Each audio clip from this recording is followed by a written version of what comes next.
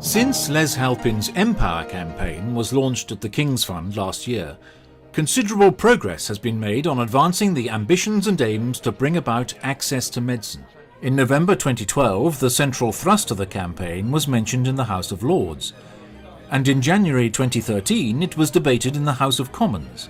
There's also been significant support in the media, including several articles in the Sunday Times, coverage on BBC One's Breakfast programme and Radio 4's Today programme. It's clear there's support in government, in the pharmaceutical industry, and most importantly from patients here and around the world. It's a campaign with a simple message: greater access to medicines for patients with life-threatening illnesses. The 4 campaign pillars: a relaxation of regulation, changes to the testing regime, a comprehensive review of treatments, a call for UK government to take an international lead. Patients have a critical role to play in raising awareness, and people who are brave enough during a very difficult time for them to go onto the public stage and tell people what the disease means for them have a huge impact. To help focus their campaign, the Halpin Protocol was drawn up and launched at a highly successful summit held at the Houses of Parliament in April 2013. The summit was chaired by Les's local MP, Geoffrey Clifton Brown, who has been working on taking the campaign further forward with the Secretary of State for Health. Well, we've been pretty active. We've all been working hard since we last met. We had a very, very good summit in the House of Commons. Sir Peter Lackman and all various other people were there, the drugs companies, and particularly George Freeman, who's written the government's Life Bioscience paper for the Prime Minister. So I've written to the Secretary of State, and I want the Secretary of State, Jeremy Hunt, to see us so that we can discuss how we can progress this whole thing. We've also had good publicity in the Sunday Times, letters, several letters in the Sunday Times, and we've got a good one coming out this Sunday where we've got Sir Bradley Wiggins as one of the signatories. That's absolutely brilliant.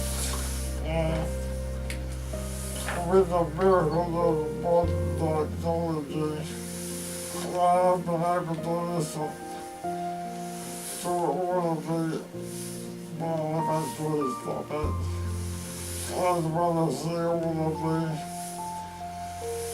the news coverage as well. So the next stage is hopefully we have this meeting with Jeremy Hunt, and then I think we've got to try and see how we can get the regulatory regime amended so that we can allow these trials to take place.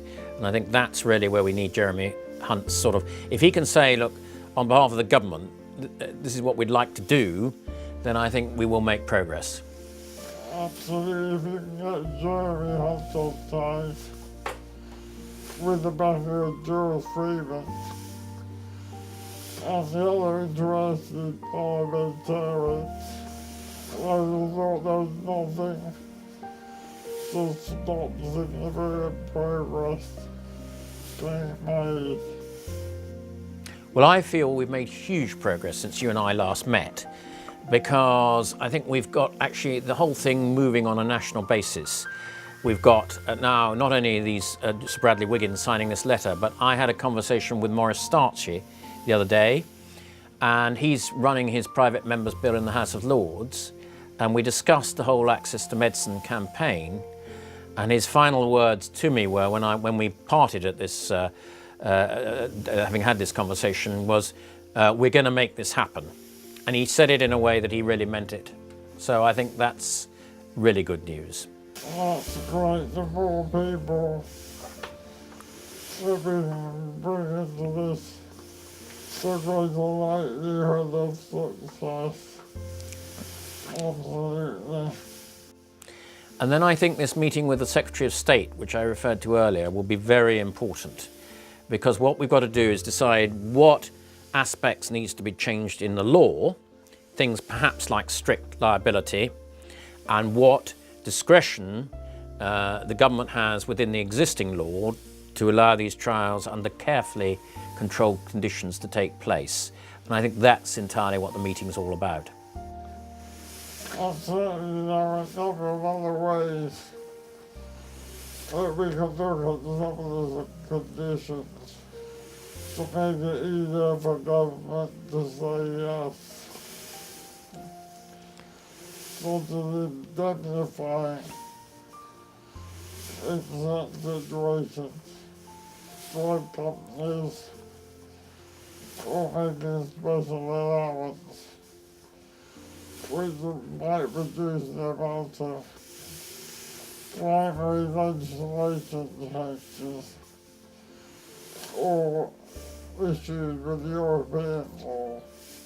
What emerged from the last summit in the House of Commons is that it's a win-win situation. This, as you've already identified, we've got one of the most innovative biotech industries in the world.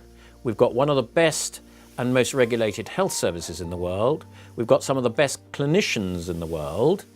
And if you put all that together, there should be a scope for achieving what you set us the task of achieving.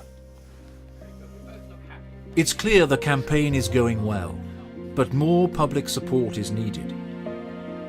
Please help the campaign by supporting the petition if you've not already done so, and follow us on Twitter for all the latest campaign developments. Thank you.